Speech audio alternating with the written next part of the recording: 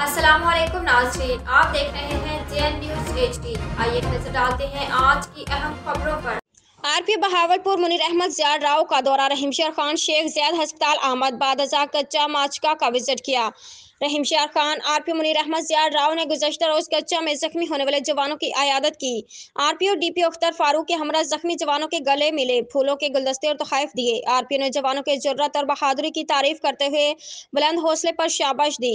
गुज़श्ता रोज़ तीनों जवान कच्चा माचका में डाकुओं से मुकाबला के दौरान जख्मी हुए थे। मुकाबला के दौरान पुलिस के जवानों ने डटकर मुकाबला किया, जिसके नतीजे में 2 खतरनाक डाकू हलाक जबकि एक जख्मी हुआ था।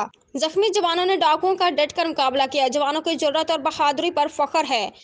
बाद अज़ा आरपी मुनीर अहमद ज़ियाद डीपी अख्तर फारूक के हमरा कच्चा माचका पहुंच गए। उमायदीन इलाका से मुलाकात की, खरोट बाजार का दौरा किया। उमायदीन इलाका ने शानदार अल्फाज में पुलिस कार्रवाइयों को सराहा। आरपी ने कच्चा के अगले मोर्चों का विजिट करते हुए जवानों से खिताब किया। डीपीओ अख्तर फारूक ने एएसपी शाहजेब चाचर के हमरा गुज़श्ता रोज पुलिस की कामयाब कार्रवाई पर आरपीओ को ब्रीफिंग दी।